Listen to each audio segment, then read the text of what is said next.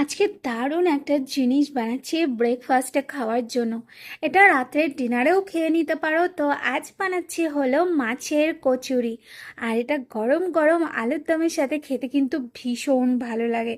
তো মাছের কচুরি বানানোর জন্য প্রথমে আমি কড়াইয়ের মধ্যে অল্প জল, ওর মধ্যে পরিমাণ মতো লবণ, হলুদ, আর এখানে আমি কাতলা মাছের পেটি রাখা ছিল, সেটা আমি দিয়ে দিয়েছি। আর এখানে ফ্রিজে আমার কাছে 2 পিস আর মাছ ছিল, সেটা দিয়ে তারপরে আমি ঢাকা দিয়ে মাছটাকে ভালো করে সেদ্ধ করে নেব। মাছটা যখন ভালো মতন সেদ্ধ হয়ে যাবে, এরপর আমি মাছটাকে নামিয়ে নেব। এটা তোমরা অন্য মাছ দিয়েও বানিয়ে নিতে পারো।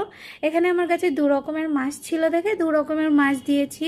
শুধু কাতলা মাছ থাকলে কাতলা মাছ, অথবা রুই মাছ, অথবা লোটে মাছ দিয়েও কিন্তু এটা বানিয়ে নেওয়া যায়।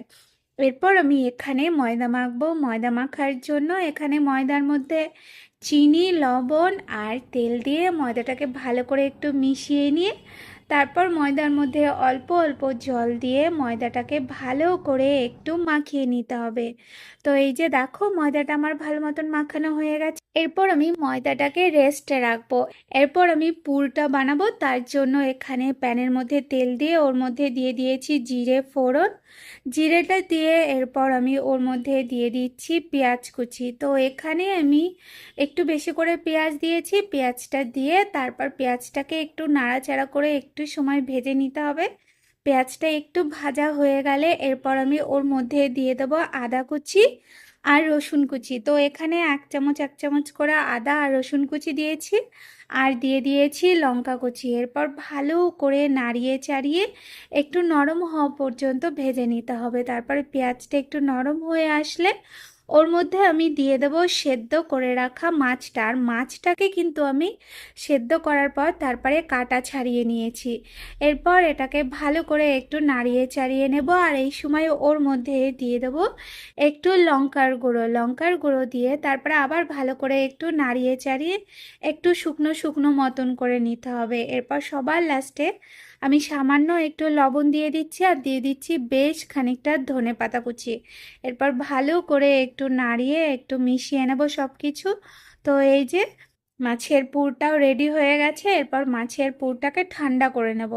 তারপর যে ময়দাটা মেখেছিলাম সেই ময়দাটার থেকে আমি লেচি বার করে নেব। তো এখানে একটু বড় বড় করে আমি লেচিটা বার করেছি। এরপর লেচিটাকে এইভাবে একটু গোল বাটির মতন করে নিতে হবে। তারপরে ওর মধ্যে দিয়ে দেব মাছের পুরটা। তো এখানে আমি একটু বড় বড় করেই কিন্তু করছি। তোমরা যেরকম চাইবে, মানে লুচির মতন করতে চাইলে তাহলে অল্প করে পুর দেবে। তো এই যে দেখো, এরপরে এটাকে আমি বন্ধ করে দিয়েছি। তো এইভাবে আমি সবগুলো বানিয়ে নিয়েছি।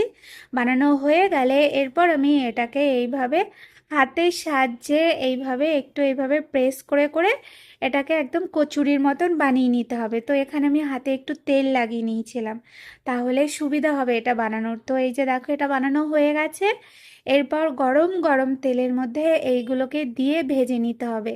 তো একটা সাইড ভাজা হয়ে গেলে এরপর আমি এটাকে উল্টিয়ে দিয়ে অপর সাইডটাও ভালো মতন করে ভেজে নেব। তারপর সুন্দর একটা কালার চলে আসলে এটাকে নামিয়ে নিতে হবে। তো এই যে আমাদের মাছের কচুরি কিন্তু একদম রেডি হয়ে গেছে। রেসিপিটা ভালো লাগলে অবশ্যই ট্রাই করো, আর আমাকে কমেন্ট করে জানাতে ভুলো না যে তোমাদের কেমন লাগলো। আর এটা গরম গরম আলুর দমের সাথে কিন্তু খেতে দুর্দান্ত হয়েছিল। যে কোনো দিন তোমরা এটা বানিয়ে নিতে পারো। তো রেসিপিটা ভালো লাগলে ট্রাই করো।